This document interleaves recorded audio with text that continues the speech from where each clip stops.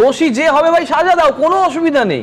কিন্তু শুধুমাত্র ওই গাজর ঝোলানো, যে গাজরের কথা বলছিল, ওই দুর্নীতি হলে তার বিরুদ্ধে ব্যবস্থা নেব, কিন্তু ব্যবস্থা নিয়ে ওই কিচেন ক্যাবিনেটে, মানে চিকেন ক্যাবিনেট না, সরি কিচেন ক্যাবিনেটের বদলে চিকেন ক্যাবিনেটে ঢুকে যাচ্ছে, তা যেন না হয়। আমরা কিচেন ক্যাবিনেট কি জানতাম, স্যার জানেন এখানে, যে বিরোধী দল হবে একটা পুরো সরকারের উল্টো দিকে আর সরকারের প্রতিচ্ছবি হয়ে কাজ করবে, কিন্তু তার একটা সমালোচনামূলক জায়গা হবে। কিন্তু এই প্রথম দেখছি কোন বিরোধী দলনেতা সরকারের দলনেতা সরকারি এমন হবে যারা বিরোধীকে ডাকবেই না, আমি সেটাই বলছি যে একটা উত্তর আছে।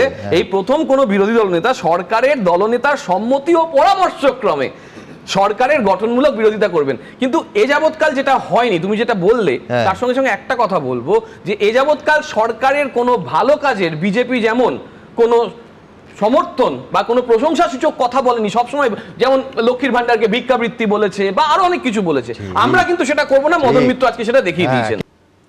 গতকাল ঘণ্টাখানেক সঙ্গে সমান অনুষ্ঠানে এসে বিজেপির প্রতিনিধি তরুণজ্যোতি তিওয়ারি বললেন, মমতা বন্দ্যোপাধ্যায় এতদিন ধরে জেলা পরিষদ থেকে পঞ্চায়েত ভাঙিয়ে এসেছেন। পালা বদলের পর এখন প্রশ্ন উঠেছে, কে তৃণমূল? গণতন্ত্রে নম্বরই সব।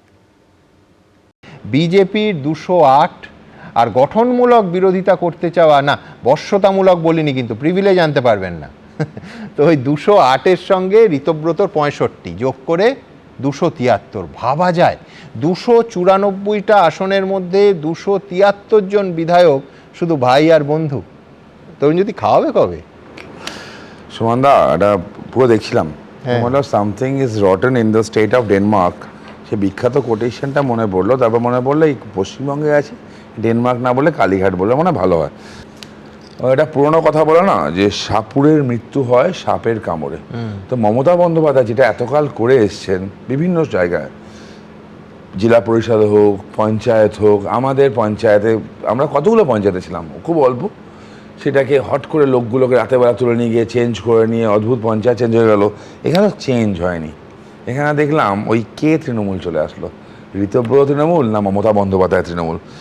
ডেমোক্রেসিতে সুমনদা নাম্বার স্পিক্স। তো ঋতব্রত বন্দ্যোপাধ্যায়, হ্যাঁ বন্দ্যোপাধ্যায় মনে হয়, ঋতব্রত বন্দ্যোপাধ্যায়, তো বন্দ্যোপাধ্যায় তিনি নাম্বার দেখিয়েছেন। আজকে বিধানসভায় যখন উপস্থিত ছিলাম আমি দেখলাম অশোক দেব, বহু পুরনো বিধায়ক, বার কাউন্সিলের চেয়ারম্যান, আজও চেয়ারম্যান, ভদ্রলোক, বয়স্ক লোক, কিন্তু উনি বসে আছেন পুরনো সৈনিকের মতো। কুণাল ঘোষকেও দেখলাম, যাকে নিয়ে মেকআপ বক্স বলছেন কদিন আগে, তার ঠিক সামনেই কুণাল ঘোষ বসে আছে। 3-4 জন এক্সট্রা সাইডে বসে আছে, আর বাদ বাকি সব একটা সাইডে বসে আছে।